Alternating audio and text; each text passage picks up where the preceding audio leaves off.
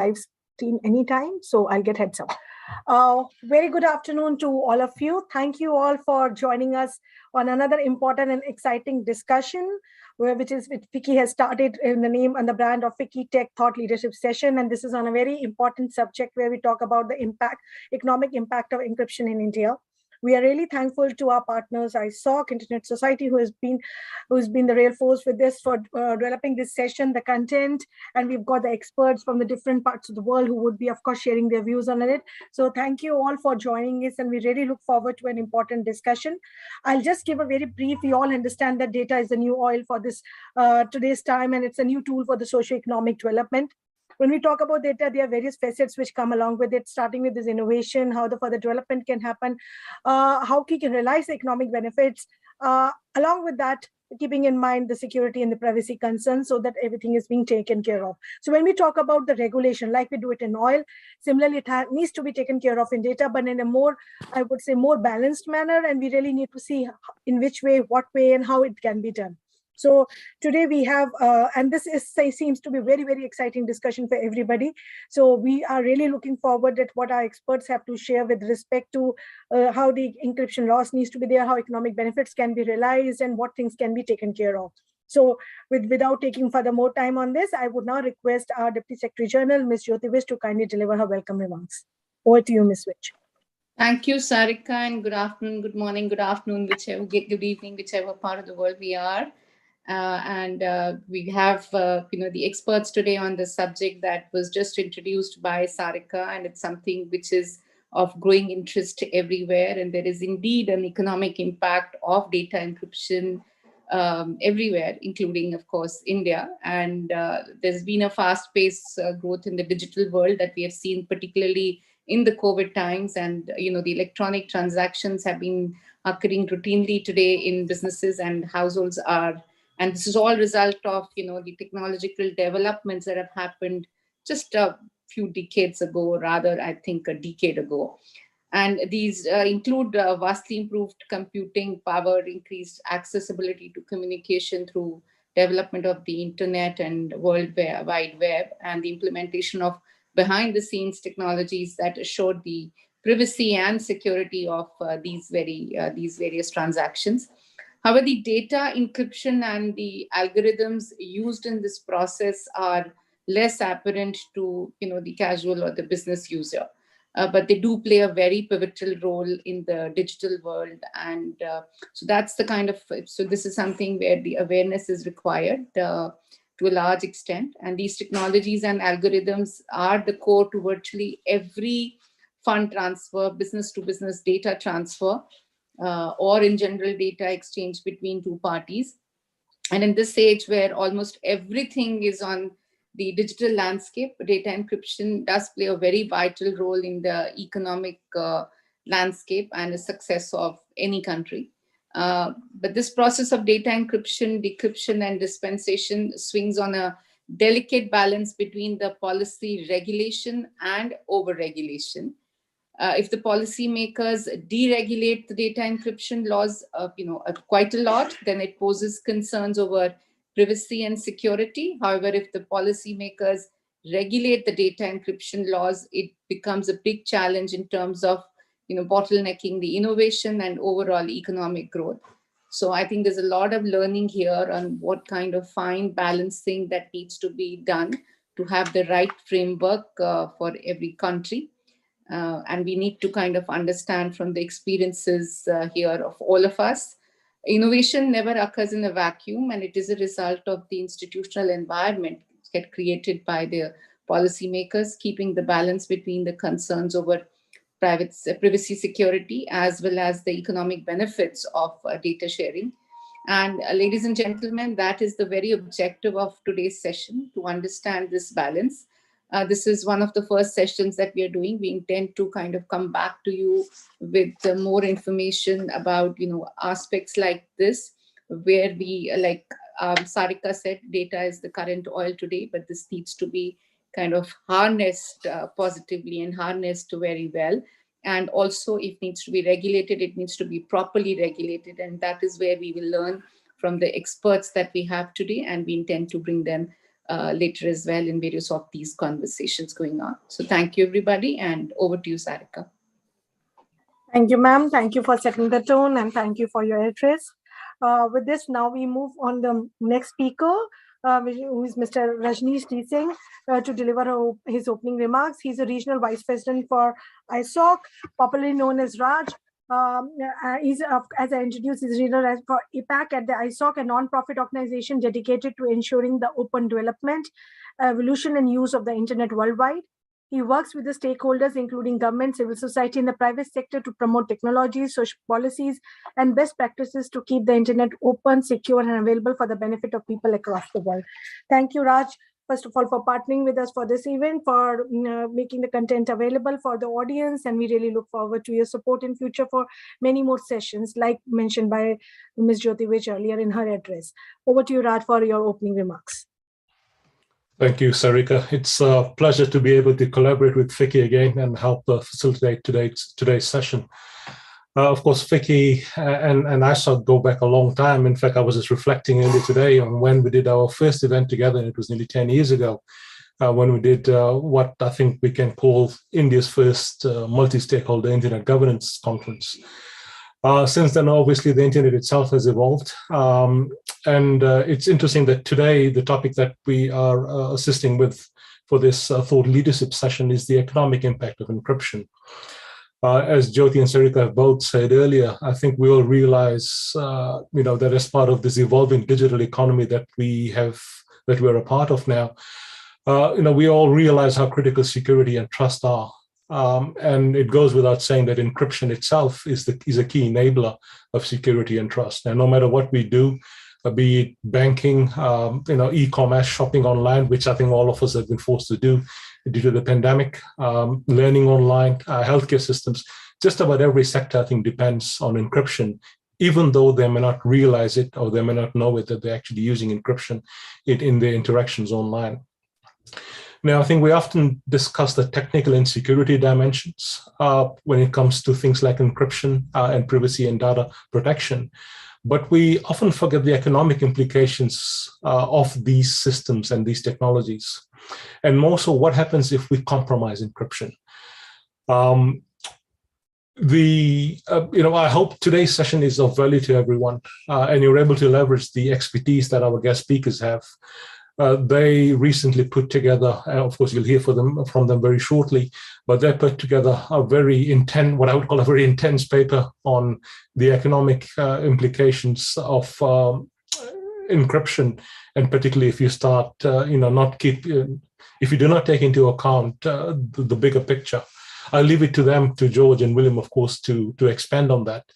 If you have any questions, please do. I understand whatever platform you may be using, would be a chat function. Please put your questions in there so that George and William, of course, can tackle some of those. And there will be an interaction session later as well as part of today. So we do hope there's a bit of interaction. But most of all, thank you all for joining us today. And I look forward to further such collaborative efforts with Vicky and to continue seeing how we can deliver a bit of value to India and Vicky's membership. So thank you very much, and back to you, Sarika. Thank you, Raj, for your opening remarks. Now we'd call Ms. Niti Bhayani. She is a Policy and Advocacy Manager, ISOC, for her remarks on the overview of the encryption debate. Niti is, as I mentioned, is a Policy and Advocacy Manager. She works on the promoting open, interoperable internet with a keen focus on encryption issues. Over to you, Niti. Thank you, Sarika. So as we've already heard from Sarika, Ms. Vij, and Raj, encryption plays a very key role in our day-to-day lives, and helps keep us safe and secure, not only online but also in our day-to-day activities. Now, if we look at the encryption policy in India, it's currently standing at a crossroads.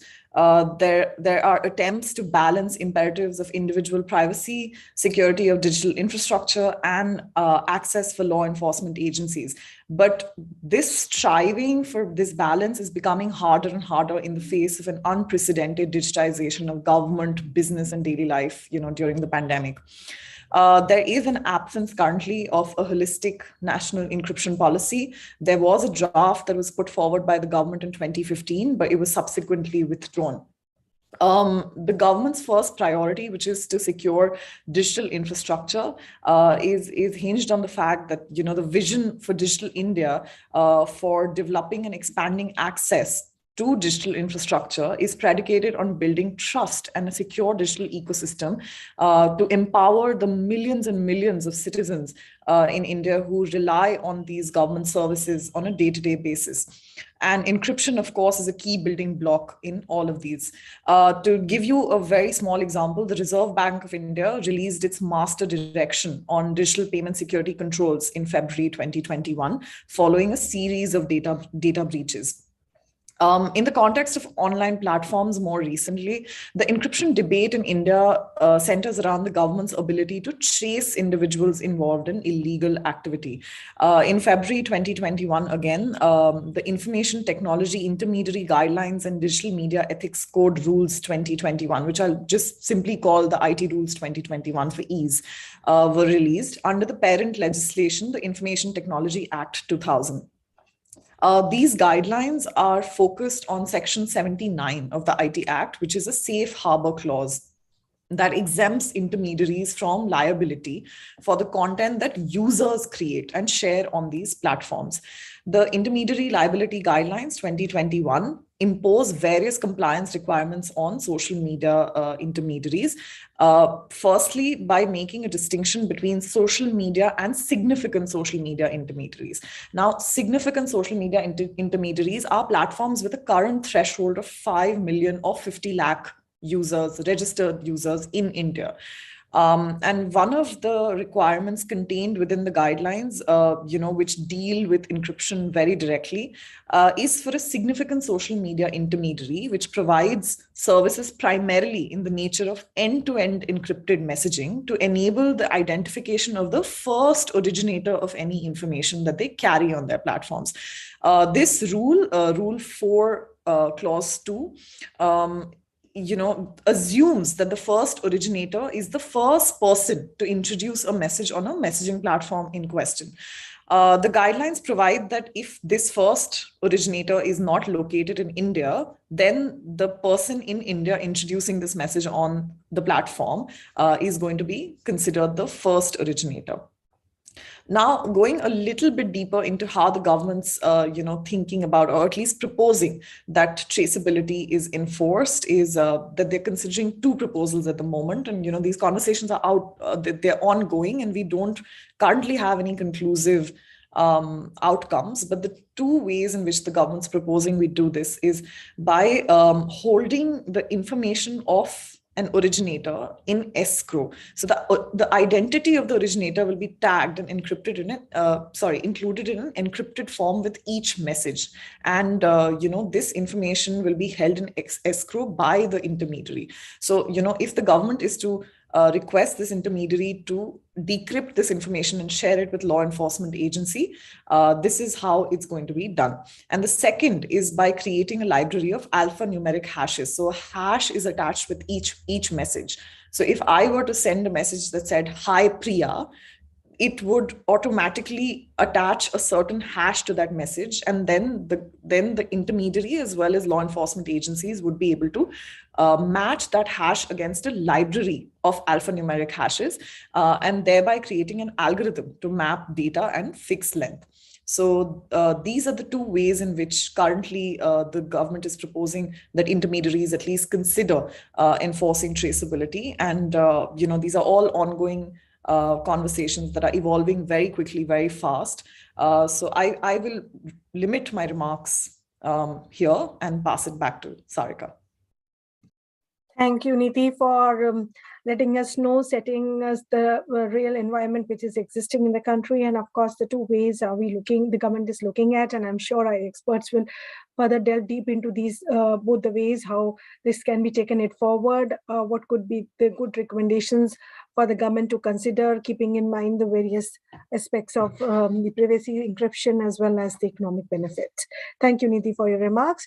Now we move on to the next section of our program. Before we move that, as mentioned by Raj and other speakers, it's an interactive session. So we would request the audience to kindly post their questions in the chat box, and we'll be happy to take it up with the experts while the discussions are going on. So with this, now we move to the section where we have keynote address and presentation on the economic impact of loss that weaken encryption by our experts, Dr. George Barker, Director Law and Economics Consulting Associates, and Mr. William Leher, Consulting Director Law and Economic Consulting Associates. Thank you, William and George, for joining us today. It's been a pleasure. We really look forward to the discussions. I'll hand it over from here to Ms. Noel, who is the Senior Advisor, Policy and External Engagement from ISOC, to take the discussions forward with you. We first have your presentations and then the interactions from the audience, from the questions which you receive from them. So what do you know, Noel, to take forward this session with our chief guests, William and George? Thank you very much, Sarika. So I think I'll just hand it over very quickly so we can get started to George and William to make a presentation and then share their insights from the study. George, you're muted. We're going to let George lead off. There you are. I've mastered the technology. Well, thank you very much, Sarika and Noel and Vicky and ISOC for organizing this, and welcome to everyone. It's a great privilege and honor to be able to talk to you today about the topic, which is the economic impact of encryption in India. And Riti's done a fantastic introduction to the current guidelines in India. And we'll look, the issue that has been raised is the issue of balance. And economics provides a wonderful way, if our approach is to achieve, or our objective is to achieve balance, obviously between many multiple goals, security and other, then economics is a wonderful approach for doing that, which is it looks at the costs and the benefits. And so that's what we'll be focusing on today. It is primarily the economic impact of laws that weaken encryption. For that, I'll just share my screen and use a slideshow. So there was 4 of us involved in the work that was commissioned by ISOC. Myself, my association is with Australian National University and Oxford University in UK. And Bill, who's 25 years an economist in this area in the internet and telecommunications, and at the computer science and artificial intelligence lab at the MIT. So highly expert and leading economist on the matter.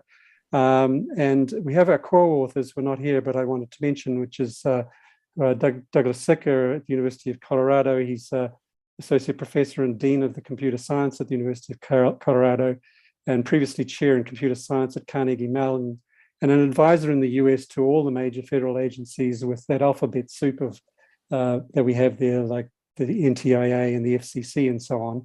And then Mark Loney is at the University of Canberra, but also has previously a long career in public service, which began in the Defence Department, which dealt with security issues, but later became a senior manager at the Australian Communications and Media Authority, which regulates a lot of the businesses in the space. So what we'll do is, starting with the presentation of about 20 minutes, is we want to make most of the time available to questions and answers. So what I'm doing is providing an introduction, and then we'll move on to the economic impact of encryption in India and how it connects to the work we've done.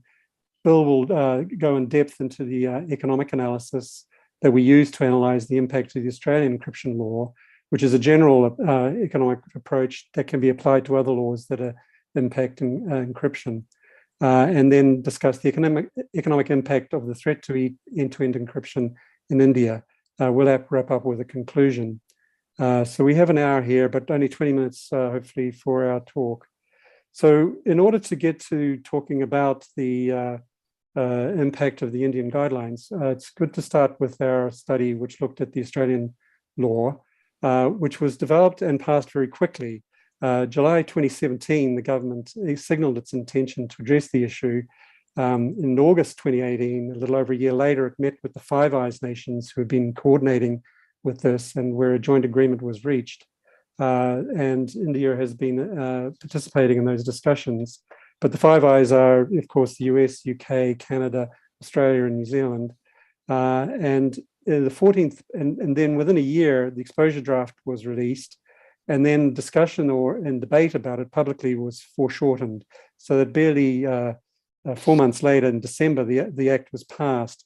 It involved major reforms, changing 7 acts of parliament and introducing some wide-ranging new powers.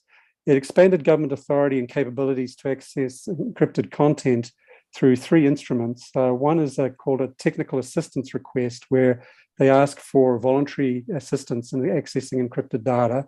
And secondly, they have a graduated response. So they go to another stage, which is a technical assistance notice, which is compulsory. So a firm might be requested to assist, and then if it didn't, receive a notice to compulsory notice to assist.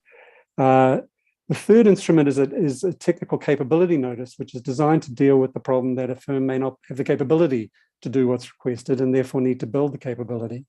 This is probably the most dangerous element of the framework. It is not possible to issue a technical capability notice against an attempt to break encryption. However, through a lot of the other means by which you can issue a technical capability notice, you can obviously undermine encryption and weaken encryption and create mechanisms to get behind it. So besides these powers, there's been an increased range and number of law enforcement agencies that have been empowered. Security agencies are given perhaps the whole suite of powers. That's the International Security Agency and Domestic Security Agency, the equivalent of the CIA and the FBI in Australia. But also state police and federal police have been given powers. None of these powers can be used other than under a warrant, a prior warrant that's been established. So there is that protection in the law. But it does greatly increase also the scope of businesses affected. So what's defined in the Act now as a designated communications provider. And there are 15 listed categories of this, which cover everything from software, hardware, all the way through apps. It's hard to imagine a digital firm that's not covered. Now, previously, there were firms that had been helping or required to help the government agencies, but they were largely limited to just the communications service providers. That would be your major telecom. Typically, in most countries, there's been one major state-owned enterprise that was the telecom and that worked with the government anyway, but then some have been privatized and they became subject to cooperation requirements. And so they perceive the change in law slightly differently. Some of them see it as maybe a sort of rationalization of the complexity in their lives. So that's the background on the law. Obviously, the economic analysis of law focuses on how the change in the law might change incentives and therefore lead to costs and benefits. And this is usually captured or required in Australia by the government having to release a regulatory impact statement, which elaborates the costs and benefits of the law. Now, we are aware that only a short form regulatory impact statement was prepared in Australia rather than a full form, which is in itself odd because it's such a major issue. You might have expected a major one, although it may be because of the security elements in it that was telescoped.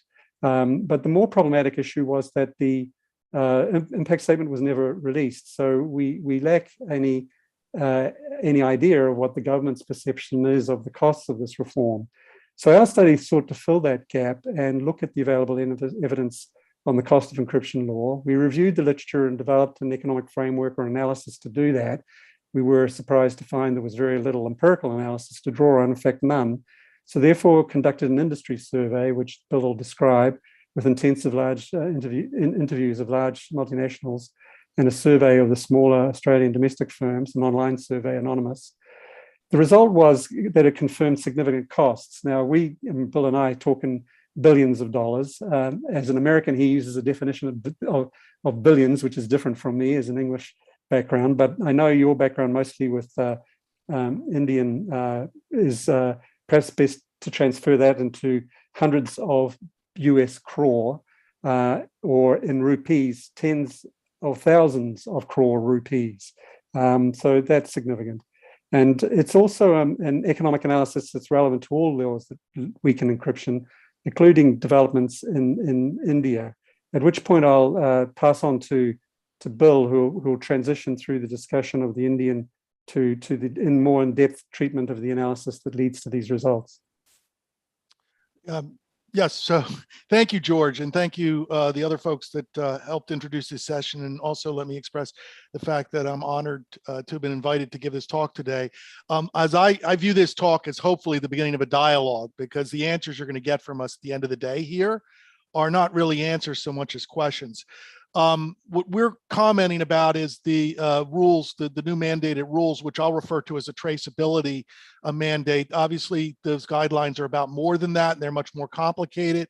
When George went over what the experience has been in Australia, hopefully that gave you a flavor of how complicated understanding that legislation process is, situating it within the context of the actual situation, what's going on in Australia. Similarly, to understand what these Indian mandate guidelines are, needs to be appropriate situated in the Indian context. And that is something that both George and I consider ourselves relatively ignorant about. But we think there's enough similarities there that what we've learned from looking at the case in Australia can translate over. And there's nothing that I think that the basic results that we found in Australia would also apply to the case of India.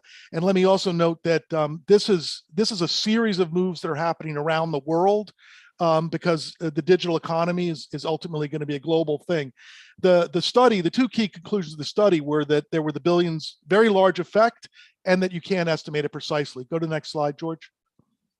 So why do people care? Why should you care unless you're someone who's going to a firm that's going to be actually served by the government? You know, supposing you're not in the information technology industry, you're not one of the platform providers, you don't support social media, why should you care? Well, everybody has to care. Everybody has to care in every country globally because we're heading towards a global digital economy, and everybody will be impacted by that regardless of where they fit on that, because it'll be your customers, it'll be your services, it's how business is enacted, and it's critical to the growth plans of every country, as the opening statements so clearly made the case. And that growth depends on trust. And most of the debate about or a lot of the debate about trust and a lot of the debate about these kinds of rules has been in the category of the law enforcement's very real challenge of trying to deal with really awful crimes, you know, things like terrorism and attacks on women and other things that really threaten the integrity of civil society. That's a very real problem that people recognize has to be addressed. How you address it potentially raises big other problems for things like privacy and civil liberties and choice. That is not what we're talking about here. What we're talking about is the economic implications of trust. And trust is important in markets because it makes it, gives the firms that are investing in developing products confidence that there's going to be customers out there for it, and that the people, the suppliers they rely on can be trusted to do what they're doing. And as also mentioned, end-to-end encryption is a critical tool for enabling trustworthy communications. It's critically important for battling cybercrime, and cybercrime is a larger, bigger problem that will get even larger as the digital economy becomes more the whole economy. Because as everything goes digital, the criminals will also go digital. They are going digital. And that's, you know, we've never been able to fully escape crime in the history of mankind. So it's not likely that we'll be able to do that in the digital world. And also to build the market, to convince people, we have to promote trust, which is not just the reality of what risks people face, but their expectations and beliefs about those risks. And the traceability mandate from the technical community, I think, arguably poses a serious threat to end-to-end encryption. We can get into that, but that's basically a sort of baseline assumption that we're working from. You know, you can debate about the details of, well, does it really? I think it's pretty clear that it does. The traceability decrypts at least the metadata in terms of identifying who the originator of the source material is. But that's part of what end-to-end encryption and privacy concerns and trust concerns want also protected. So threats on that are important, and also they could be the easy way that you ultimately get to decrypt the actual content and completely unravel the efficacy of end-to-end encryption and people's incentives to want to adopt that. It also expands the government's scope and capabilities for interfering with the information technology sector security efforts. Globally, there's been a trend towards what's characterized as light-handed regulation. In other words, in these very complicated markets where these platforms are being built, and mostly with private investment funds, that the government has a very important role in helping to steer the industry, but most of the critical decisions need to be made by industry, and that the government lacks both the skill and the ability to sort of do fine-grained management of every aspect of this technology. And so the idea of keeping things technically neutral, the mandate for traceability goes against that. So it goes against what most economists that have sort of provided advocacy of what is good regulatory policy in this space, it goes against that. And the threat to trust from an economic perspective deters investment growth and the adoption of e-commerce. In other words, the growth of the digital economy. So that's why this is important for India and indeed globally. Let's go to the next slide. George, next slide. Yeah, thank you. So we already talked about the effect of TOLA, which is a different body of legislation. It requires different things, enables different capabilities than the mandates in India.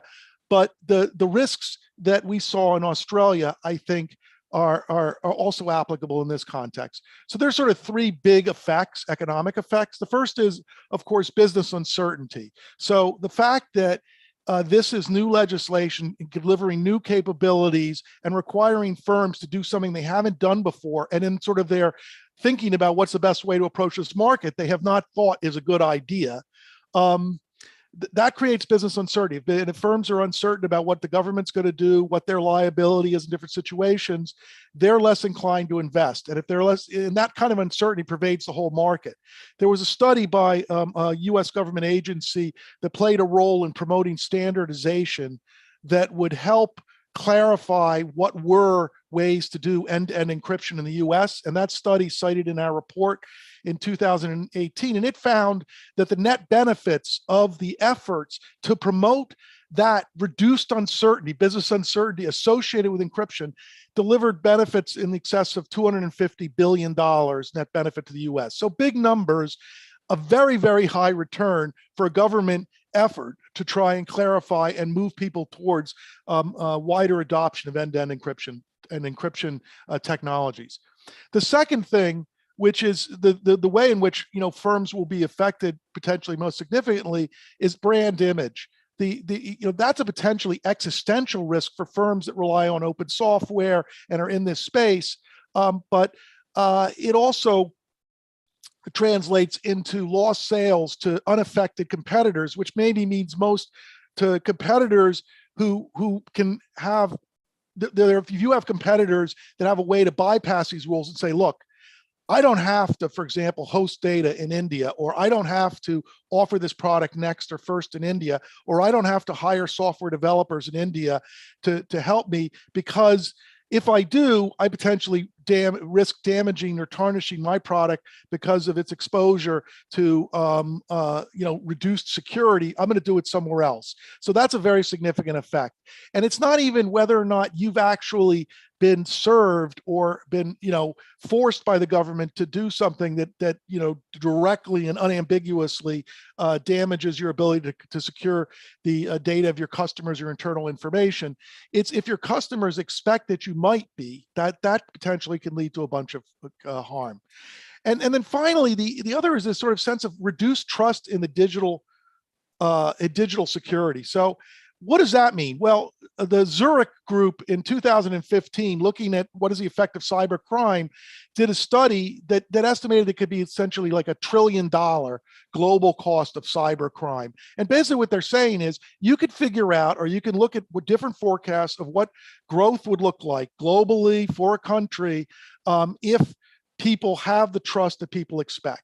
If you throw a wrench into that and you damage that trust, you're going to slow that growth. You're going to slow the investment that makes the growth feasible, and that's going to create this feedback loop. So you're going to get two curves that are going to play out over time. One's going to be a happy curve that says, if we do what everybody thinks is the right thing to do to sort of build the trust, then we can see, robust growth and a lot of benefits and a lot of more jobs, all of that. If we don't, then the economy is going to be much grow less slow, and the gap between those things, those two lines, is going to give you an idea of those costs. There's many ways to do this study, but almost any way people have done these kinds of studies gets you up into these kinds of numbers. So very large, impactful numbers, especially in a future that depends on the digital economy. Go to the next slide. So given that, we could sit there and say there is a very significant risk of large economic harm if you threaten end-to-end encryption. Now, if you threaten it only a little bit or you threaten it a lot, if, these are all about contingent risks. So it's very difficult to estimate precisely what the level of those economic harms are. But if you want to consider, the economics of a new policy initiative, it's important to consider both the risks of potential harms and to the extent you can quantify that with examples of specific harms that you're able to identify against the expected benefits. We're just here talking about the expected harms because to calculate the expected benefits, that turns out to be even more difficult. I'll say a little bit about that. Why is it a complex problem? Well, first, it's because it's a risk of contingent harm. You're saying that, how much will trust be damaged? If the law is provided and only impacts very few people or isn't ever used, then you wouldn't expect there to be harm, but it might be used. And if it's used against certain kinds of firms and in certain kinds of ways, it could lead to very large harm for those firms. In Australia, one of the firms that we talked to, felt that the TOLA had basically shut down $1 billion of international sales for them, which is big money in the Australian IT services market. And that was a specific firm. So it was like looking in a haystack for a needle. You don't expect to find any needles because there aren't that many needles. But if you find one, you go, wow, that tells me potentially there's many more needles than I thought there were, but I don't really know. And the second is that we expect the impacts to occur over time and to be mostly in the future. This law, this mandate got passed quite quickly, but we don't have a lot of experience with how it actually will be used in practice. And so, and because it's right now being challenged in the courts, that even also suppresses the information. And you can imagine that when it comes to things like cybercrime, collecting data and learning about things is very difficult, because the targets are often reticent to fully report for fear of either amplifying their brand harm, or potentially if reporting it would result in them, for example, criticizing the government, it potentially might damage a government relationship or a relationship with customers or something, so it's hard data to collect. It's contingent risks. Most of the risks are going to be indirect. It's not going to be the firms that are directly affected by the law. In other words, the government takes an action under the new authority on a particular firm. It's going to be all the firms that have to do things that may never be targeted, that they wouldn't have done otherwise, or the damage that customers have when they're uncertain about whether or not their firm has, the firms where they are trusting their data with are doing things that may compromise their level of trust. So there's also been a complete lack of serious effort to undertake the requisite analysis. We are unaware of any significant studies in India. There certainly were no significant studies in Australia, and we looked globally, and there still really haven't been good studies. I looked at trying to estimate the, what the available research was on estimating the effect of data breaches a number of years ago, and was surprised, disconcerted by how little real data there were. It's not enough that it's a hard problem. It is a hard problem. And so there isn't going to be any single silver bullet analysis that would drive this question, but we need more analysis to do this. The only thing we could do in TOLA to add empirical heft to this, beyond sort of the literature review and citing some of the stuff I've cited before, was conduct this two-part survey, which included talking in detailed interviews with a few of the big players who we knew had been tracking what was going on in Australia very carefully and had a good perspective internationally and could tell us sort of stories about what they had heard and what they were expecting and how it had affected their business. And then also we launched a survey, a more general open survey to a number of businesses. It wasn't as large a survey as we would have liked, and we didn't have as much time to collect results as we would have liked, because surveying an audience, especially an audience that includes many firms that we expect to be affected but not necessarily yet, or not even necessarily aware, is difficult. However, what we found was that there was broad consensus across in the small sample of survey sample of people expecting adverse effects to the extent they understood what the law was doing, and anecdotal evidence of people actually having experienced effects of exactly the sorts that we saw. Lost sales, the example of the $1 billion of lost sales, damage to the brand, damage in terms of slower growth, increased costs of compliance, all of those sorts of things. And on the benefit side, the economic benefits would be in the improved, crime. So in other words, there's less threat to national security or women, and that has economic benefits also. But you have to believe that the law is actually going to allow you to better target and address those problems. And there's lots of reasons in the Australian case to be suspicious about whether or not that will be the case. I think those same things apply also in the Indian case. So, for example, the traceability mandate and the specific proposals that have been put forward, while I'm not a technologist, I follow the technology, and I'm aware of the fact that there's a lot of people in the technical community that are highly, critical of either of those proposals, and can say, there's so many ways, if you are a criminal and you're concerned about the traceability, that you could do an end run around it. You could bypass those rules. There's lots and lots of technical ways and stratagems that the people that these things are targeted to get would be expected to use to get away from this. So you may catch the particularly uninformed, not particularly smart criminals, but then again, if they're not uninformed and that ignorant of sort of information technology, then you can also probably catch them using other stuff too. The next slide. So, to talk a little bit more about what the India versus Australia differences are. In Australia, it was clear there was language in it. What exactly that would translate to in practice, that was up in debate because the whole thing was in debate. But there was an attack on actually allowing the government agencies to ask for help in decrypting the content, the actual email messages or voice messages.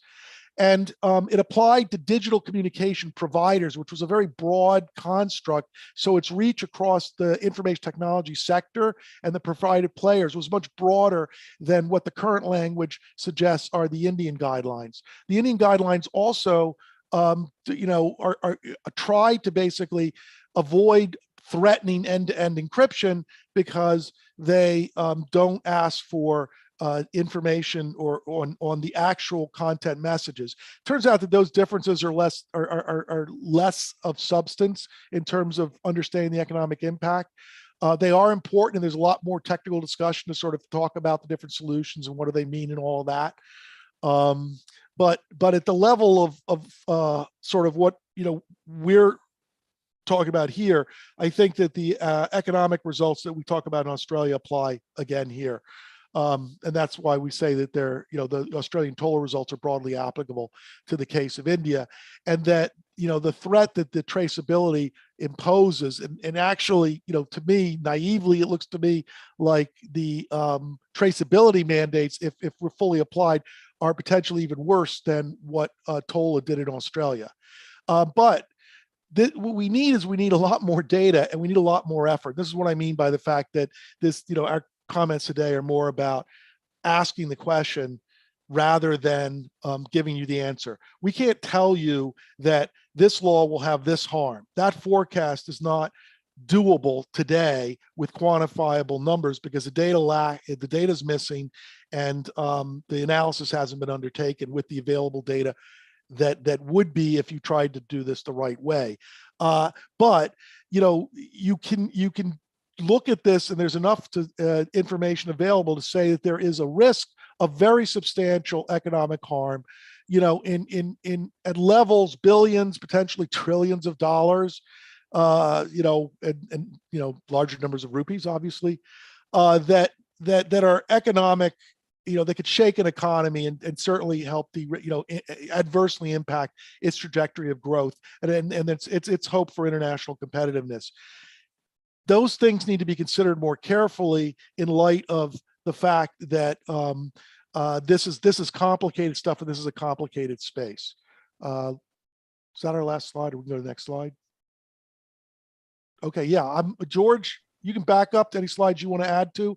I'm done, and then we can go to discussion. Great, thanks very much, Bill. So yes, I think what we're suggesting is that the economic framework and that we've developed is applicable to India, and we would probably recommend that a study be done in the economic impact of this law, and in particular using a kind of an empirical survey method that we've developed a question for. We have some question and answer time now, and we have some themes there that people might want to turn to. But thanks again, Vicky and ISOC, for arranging this, and I turn it back to you, Noelle. Thank you, George and William. So we'll turn to our questions now that we see on the chat. We have one. Can you elaborate, or can you say something about can the economic returns of having encryption in place for businesses be can it justify the cost of the investment that is needed to actually put those systems in place?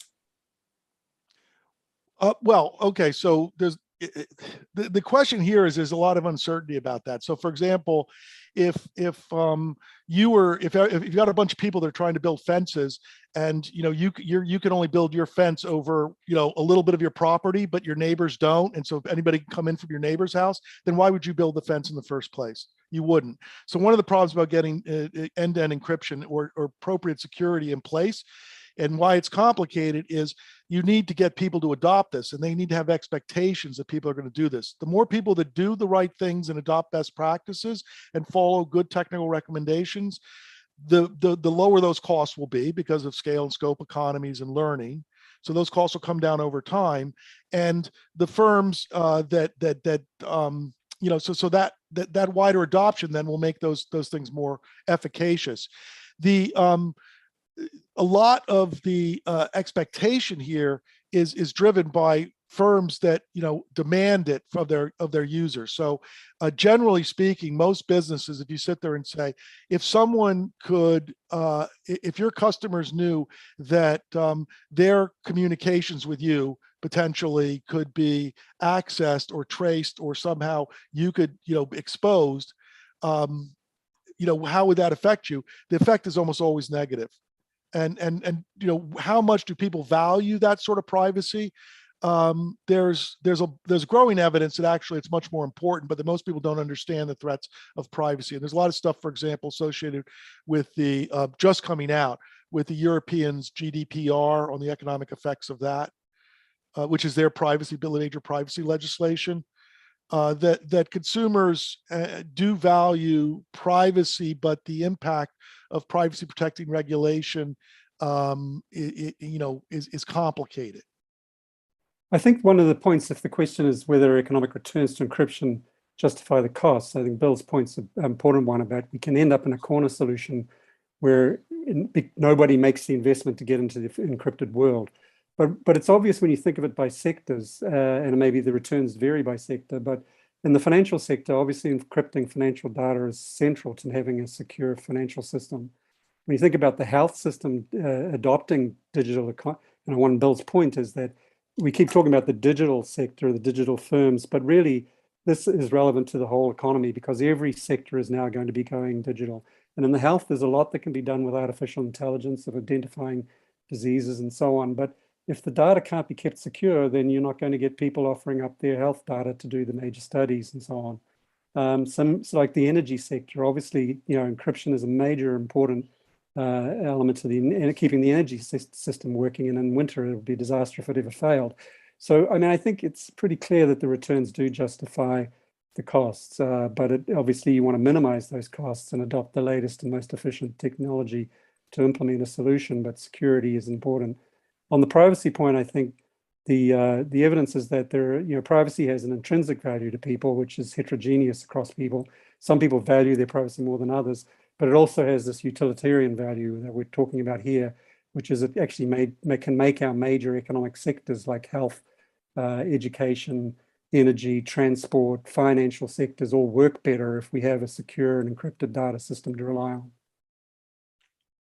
Thank you, George. That was a better answer. It's in the middle of the night here in America. Yeah. Go ahead. Got to remember, it's 3 a.m. for Bill. So. All right, going now to the next question, just in a broader sense and off the top of your head, would you be able to cite an example or case study of a policy that overregulated, so to speak, data or the use of encryption or data sharing that has seen some negative impact after it was implemented? Well, I mean, our survey of major, we surveyed all the major technology companies, so their total revenue is far in excess of Australia's GDP, and a lot of them, some of them in particular, that have based their business model on encryption, simply would not, a lot of the debate in Australia was that firms might not go to Australia anymore, and it would happen overnight, and hey, the cliff didn't turn up. But in fact, what we were being told was they were adopting strategies which meant that they wouldn't replace engineers maybe working on the latest encryption technology in Australia.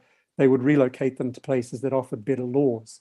So there you're getting innovation around the core technology, which is so central to the future of the internet, being located in jurisdictions which are actually protective of encryption. Now that means that you're locking yourself out of the digital economy's development, really, because trade will be driven from those countries where there is protections of encryption of adequate nature. Other examples were cases of firms that were exporting encryption services globally, and then when their clients in the Middle East learned that the Australian government was going to have access to their encrypted data, so they were selling services that enabled energy firms to have much more secure encrypted systems and so on. But once these firms realized that the Australian government, through its encryption laws, was now going to get access through them to maybe what they were doing in Saudi Arabia, in Middle East, this was where they lost these $1 billion export contract. And so that was that's, as I said, $1 billion is 10,000 crore rupees. For Australia, for business, it's a lot of money. So that's a very good case studies. But there were a number of examples and cited by the tech companies that we could go through. But so yeah, it's not just broad economic theory about trust and brand image, and it's got real foundation in actual decision making by actual businesses. There have been, the question's well asked. That was sort of one of the things we asked in trying to do the study for Australia, and surprisingly, the answer is there really aren't good studies that do what you asked. In other words, they passed a data sharing or a data retention law in country X, and then 10 years later they had enough perspective where they were able to understand what the effects of that were, or data management regulations.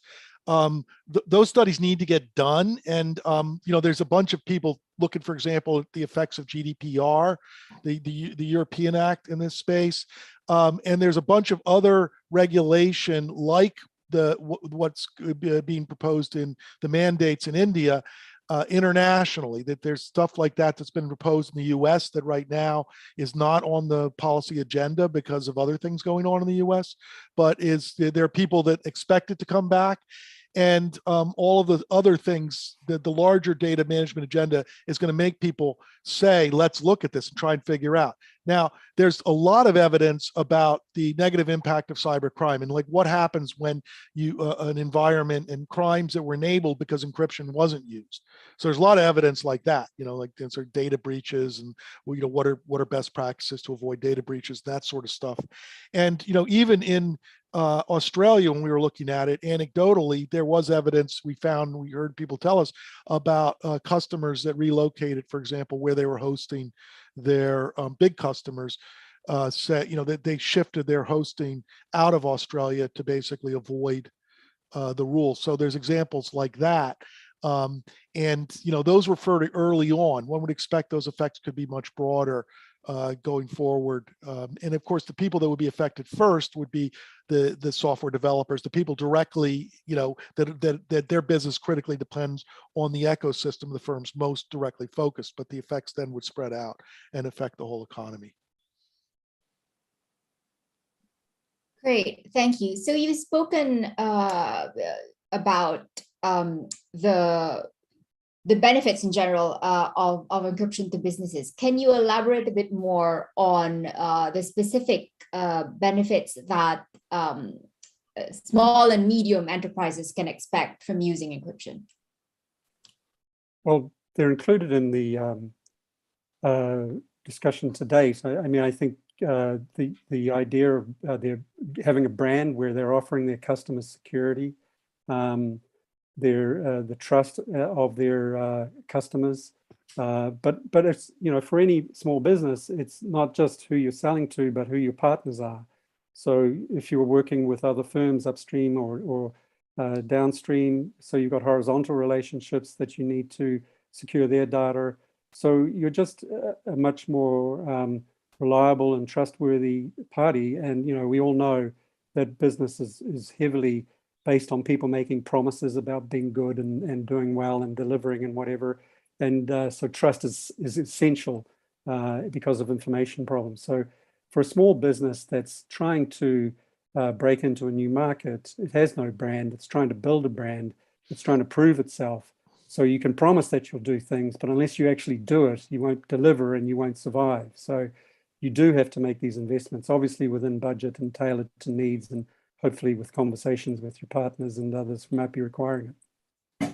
I mean, if you're a business and you're handling of digital data for your relationships with your business partners, for your relationship with your customers, for your communications with the larger market, don't say you're going to protect their privacy, protect their security, and that in fact you don't. You're setting yourself up to be a poster child of an abuse, which could totally destroy your brand. It doesn't matter what you're selling, shoes or whatever it is, if someone basically is able to take advantage of that. So, good hygiene, it's just like, good hygiene if you're running an operating system is basically having virus scanning on your computer, is basically employing appropriate encryption so that when you, for example, share with your salespeople the databases, things like that, that data be appropriately encrypted. And that if they're using different kinds of devices, that they're using applications and those applications can be secure.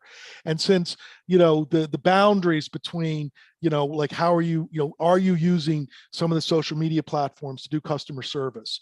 If you're using those social media platforms to do customer service, and then customers are, using those to communicate with you, do you feel like that chain of the portions of that communication that need to be secure or private are adequately protected?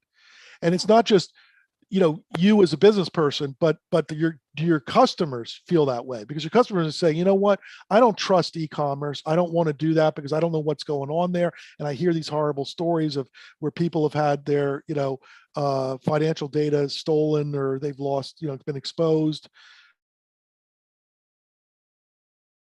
Is going to be the issue in the future. So, as more and more of the business, what people do on a daily basis requires them to engage with the digital economy, these trust issues and how they manifest, in terms of the security of the actual communication path and the content and all of that is going to be very, very important. And the metadata, the traceability, like who was it that originated this message?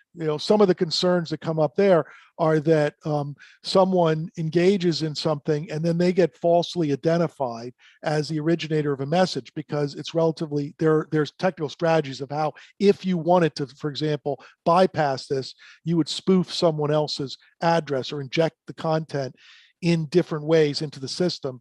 And then you'd get people saying, oh my gosh, I get identified as the perpetrator of this bad content and I had nothing to do with it.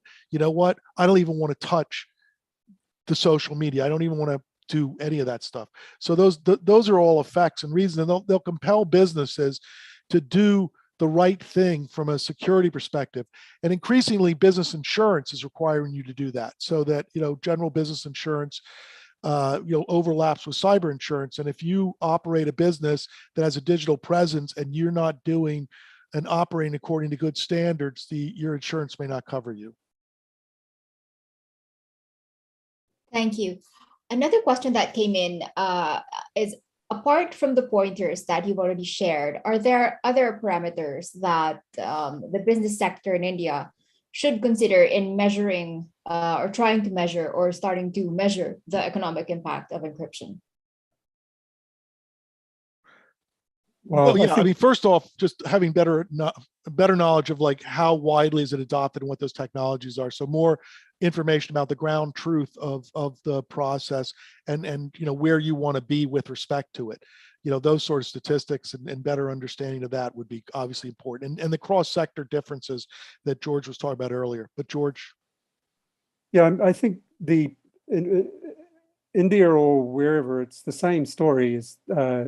I want to distinguish between the business discussion and the role of encryption that we've got going on here and the parameters for that versus the parameters for making policy and laws about encryption that actually enable the businesses to do well. So on the first one, I think, the critical part of what the internet enables is a huge reduction in transactions costs and enabling you to work better with clients, with customers, with partners, and have greater reach across states and regions and rather than just being local. So, that parameter, or the impact of the internet on transactions costs, enabling smooth transactions on financial markets and health, find the best doctor, find the best teacher. Not every child in India can have a tutor helping them at school, but there can be an artificial intelligence educator sitting online to teach maths to everyone in India that anyone could have for free with a bit of taxpayer money. But obviously, these systems have to be protected to work properly, and so it's all critically dependent upon the law. So, I think rule of law and protection of, the rights of business parties is another critical parameter that we have to focus on, which is what this discussion is in part about. Is how at the moment this technology is very new, and governments are not sure how to regulate it. We've only been 20 years or something since Google. We are really struggling to understand how to regulate. And a lot of regulators are approaching these matters in this market using previous ways of thinking about the world. And that needs to be, thought about again.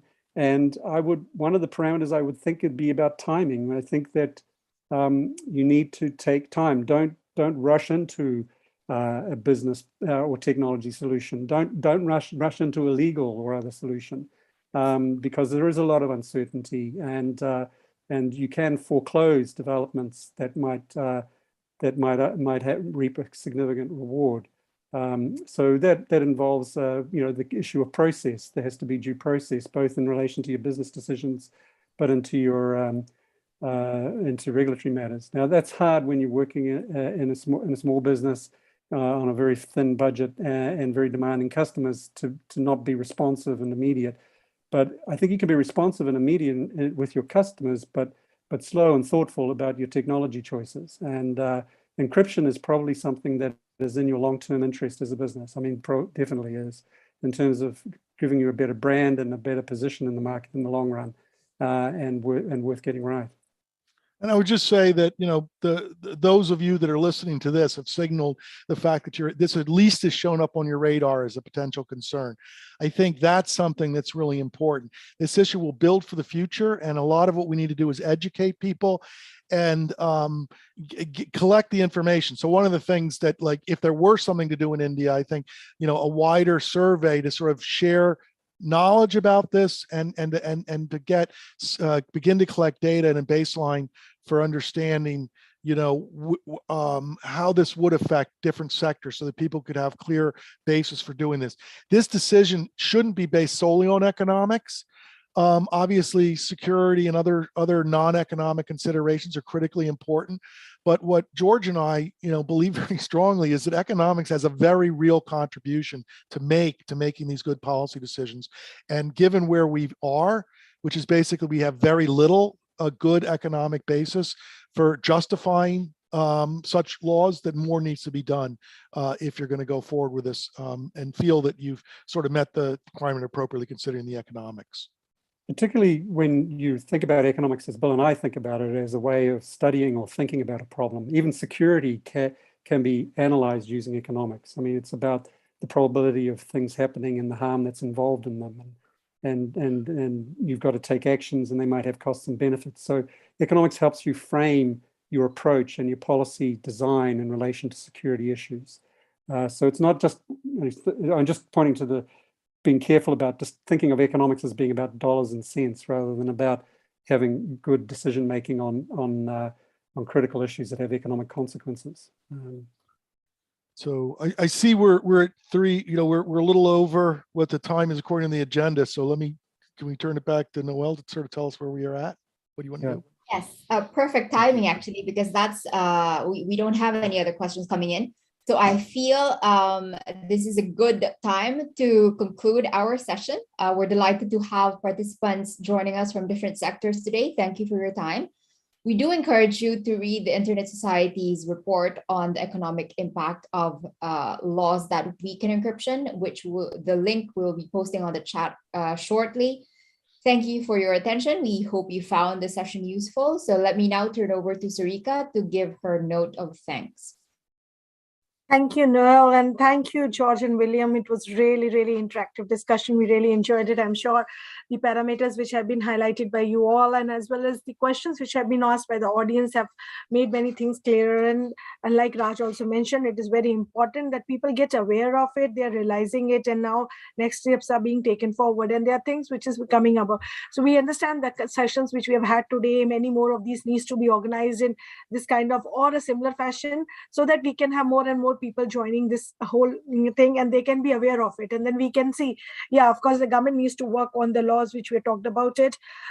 We all are aware that when we talk about the benefits of the encryption, so non-economic benefits and the things, when it goes perfectly fine at the back end, is normally taken up by the user very easily. But when we talk about the economic benefits, it needs to be realized it in a manner so that actually it becomes beneficial for all the stakeholders who are involved in it. And when we talk about various sectors, like we talk about be it the banking, online retail, or ICT or R&D, we further understand that the economic benefits which come up with the data from these sectors, and then taking in the case of encryption, how these needs to be taken forward. So thank you for highlighting I would say the highlighting various case studies. I know Raj also mentioned about Atlassian. So there are various other things which audience we would be in any case posting for your benefit.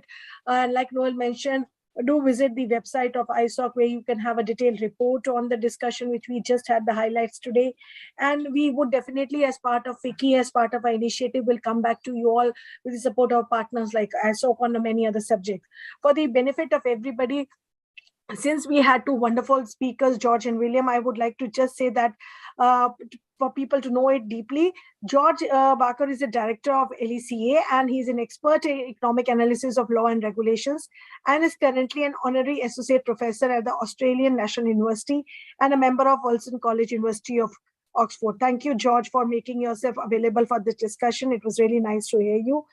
William Lair is a telecommunications and internet industry economist and consultant with over 25 years of experience.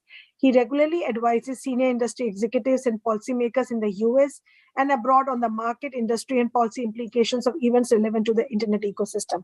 Thank you, William, for taking out the time. It was really nice to have both of you and to learn from the, I would say, the discussions which was carried during the discussion. I would also like to acknowledge and thank the presence of the ISOC team, starting with Raj. Thank you, Raj, for partnering with FICCI and having this session delivered. Thank you, Niti and Neol, for enabling this session. It was really nice to have the discussions on the various aspects, Niti for setting up the tone, and Noel for carrying forward the discussions of the interaction. And of course, I would also acknowledge the support from the FICCI team, presence of our Deputy Secretary General, Ms. Jyoti Vij, as well as my team members through which we could deliver this session. So thank you all. Thank you. And last but not the least, thank you, audience, for joining in, being very supportive and interactive. It was really nice to see the questions flowing in, and then Noel taking up with our panelists. So thank you all for joining in. As mentioned, FICCI would be happy to work together on these areas with our partners and get back to you with more of content on these lines. Thank you all. And with this, we sum up the session. Thank you. Thank you very much. Thank you very much. Pleasure. Take care.